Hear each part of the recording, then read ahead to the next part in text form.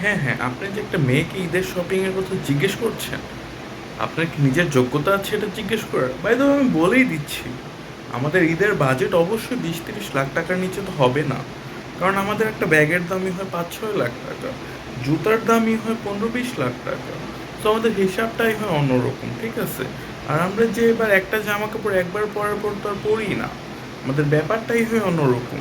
আর ওই যে কয়েকটা চিকনি চুকনি আছে না, তার ওয়াইফ ম্যাটেরিয়াল হওয়ার জন্য বলে যে না আমরা 3,000 টাকা শপিং করি। আসলে আমরা তা না, আমরা যা যা কিনি তা তার হিসাবই অন্যরকম। আমরা এক কালার জিনিস একটার বেশি কিনি না, আমরা সব ব্র্যান্ডেড। আমরা বাংলাদেশি ব্র্যান্ড ইউজ করি না, আমরা ইউজ করি সব বিদেশি বিশ্বের নামকরা ব্র্যান্ডগুলি। অবশ্য ওগুলি পড়ি না, অবশ্য ওগুলি আমরা অন্য জায়গায় রেখা দিই। আমরা পড়ি অবশ্য ওই গুলিস্তানের নিউ মার্কেটের জিনিসপত্র যেগুলি ফুটপাতে 150 টাকায় পাওয়া যায়, দামাদামি করলে 120 টাকায় দেয়, ওগুলিই পড়ি। কিন্তু আমরা ব্র্যান্ডেড মানুষ, আমরা অন্যরকম ব্র্যান্ডেড। আমরা আমাদের এই টাকা এটা কোথা থেকে পাই? আমাদের বয়ফ্রেন্ড তো ইউএসএতে থাকে, ইউকেতে থাকে, কিছু কিছু কাতার থাকে, কিছু কিছু দুবাই থাকে। তো আমাদের হিসাবটাই আলাদা, আমাদের টাকা বাইরের থেকে আসে। আমরা দেশের রেমিটেন্সে গুরুত্বপূর্ণ ভূমিকা রাখছি। ঈদের শপিংয়ের যে টাকা, ওই টাকা দিয়েই তো দেশের বিভিন্ন কি হচ্ছে, গুরুত্বপূর্ণ জিনিস হচ্ছে, রেমিটেন্স পাচ্ছে। বাংলাদেশ পোশাক শিল্পে কেন আগানো? আমাদের জন্য, কারণ আমরাই তো পোশাকগুলি কিনি। সো আপনারা কখনো একটা মেয়েকে এসে যখন এই প্রশ্নগুলি করেন, চিন্তা করা উচিত কীভাবে একটা মেয়ে এত বিখ্যাতভাবে শপিং করতে পারে। মেয়েদের হিসাবটাই হয় আলাদা, মেয়েরা এর জন্যই তো হলো পশ। যে দামি দামি যে ড্রেসগুলি আছে এগুলো তো আমাদের জন্যই না। এবার দামি কি কিনলাম, আমি একটা মোজা কিনছি 17,000 টাকা দিয়ে। এ হয়েছে আমাদের ঈদের শপিং। মোজা 17,000, জুতা 4.5 লাখ, কুর্তি কিনলাম 65,000, শাড়ি কিনলাম 4.5 লাখ। এই তো আর কি, কয়েকটা সালোয়ার কামিজ, এই আর কি সব মিলায় কত 15-20 লাখের মতন তো পরেই যায়। এই আমাদের শপিং, আর বেশি না। আমরা অত শো অফ করি না, শো অফ আমাদের সঙ্গে যায় না। আমরা ভালো মানুষ ভাই, আমরা ওইসবে নাই, এইসবে নাই। আমরা ঠান্ডা শান্তশিষ্ট ভদ্র, আমরা সহজ সরল জীবনযাপন করতে চাই। আমরা এসব শো অফ তো অফ করি না।